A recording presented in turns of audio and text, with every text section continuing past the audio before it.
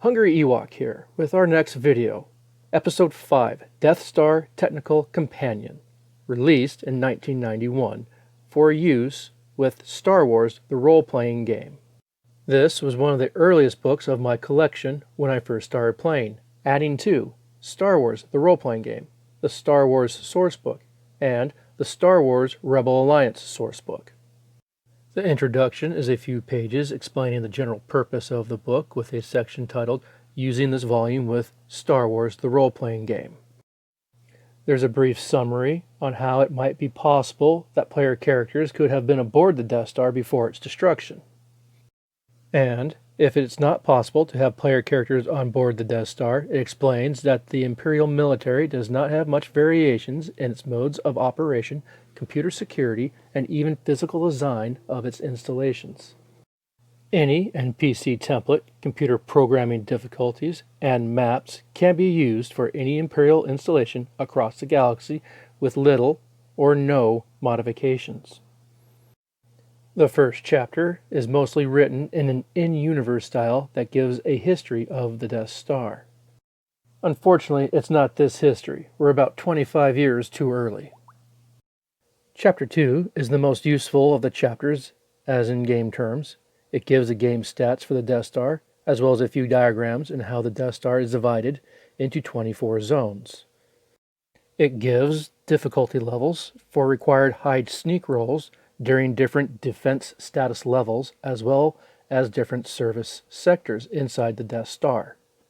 This chapter gives game stats to Imperial rank cylinders and how the rank of the officer dictates the access level to other parts within the Imperial military structure, and the level of general knowledge the rank cylinder has access to.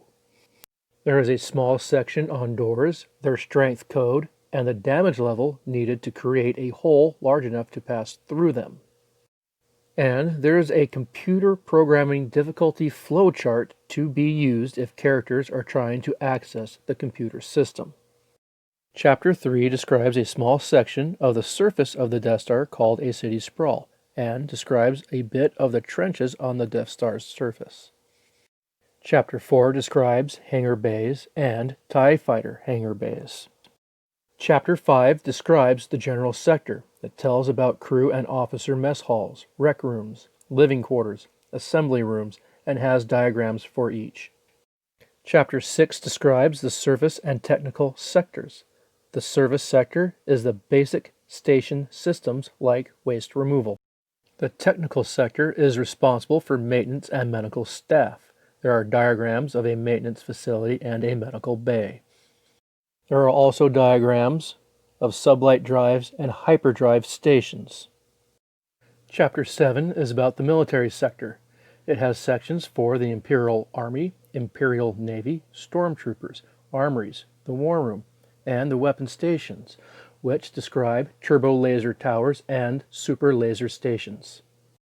Chapter 8 describes the security sector. It has sections on enforcement, protection, surveillance, detention, interrogation, and the Imperial Security Bureau. This chapter has diagrams of a security station and a detention block. Chapter 9 is the command sector. It has sections on command structure, command duty posts, bridge, active and auxiliary, the overbridge, and even the Emperor's throne room. Most of these chapters' last section is titled Using this sector for the role-playing game.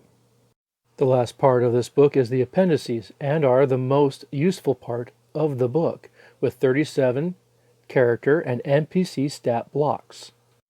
Among these 37 stat blocks are 15 new skills not in Star Wars the role-playing game. Those skills are interrogation devices, culinary arts, home economics, humanoid biology, integrated ship systems, interrogation techniques, starship design, starship weapon design, AT-AT operation, land vehicle operation, land vehicle gunnery, sensory array operation, AT-AT repair, general systems repair, vehicle repair. This supplement is very useful with all the stat blocks and diagrams that can be used for any Imperial installation throughout the Empire.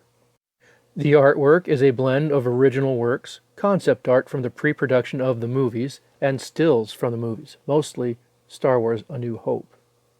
Well, that's all for this video. Please like, share, and subscribe, and leave a comment down in the comments section if there's anything you'd like me to expand on in a future video.